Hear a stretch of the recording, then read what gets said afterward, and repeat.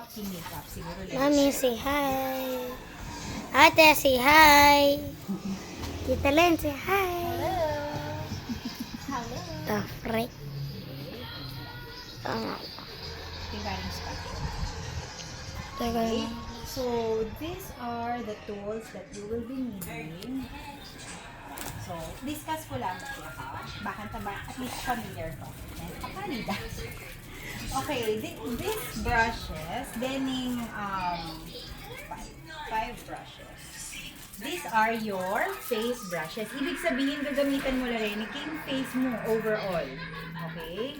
Tapos, detang malalati at hindi detaling eye shadow or eye brushes. So, ayan. So, paano ka rin ya kapag may nakit kang makanini?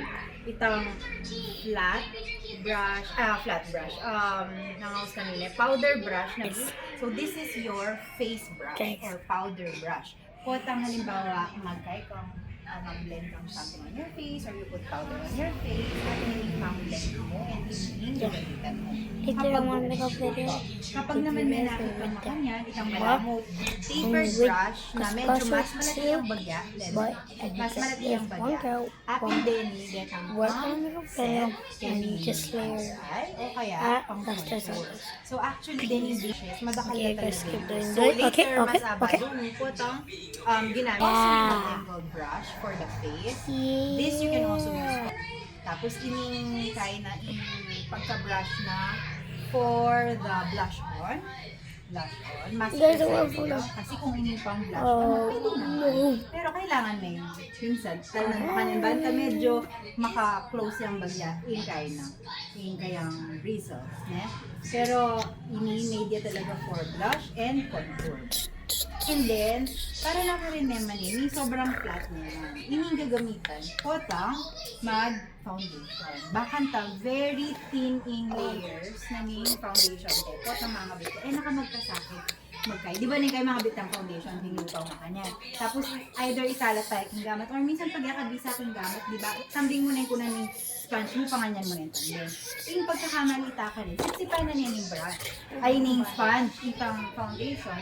So, nakahalos kabit, sayang, magkabit na ka na naman, tapos mag-add. Unlike kapag dinisperse mo yung makanyan king face mo, potakit yun din kapag may demo tamo. Madali na mo. Okay, nabala mo kalat tapos lalakaw mo na ang excess. So, this is really very helpful for seamless foundation application for liquid. Okay? Next, you have other brushes. Here, this fan brush, yung kalati. This one you can use on highlighter or illuminator. Later naman. Yung palang pare-pareho na, din pang eyes, pero iba-iba yung gamit nila. And helpful silang lahat. Kapag may nakit kang makanyan, itang very stiff, kasalatan mo. Very stiff yan. Wala mo silicone niya.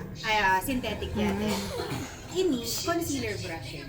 Concealer brush. Pininipot ang liquid ang pong cream, pang kalat tayo.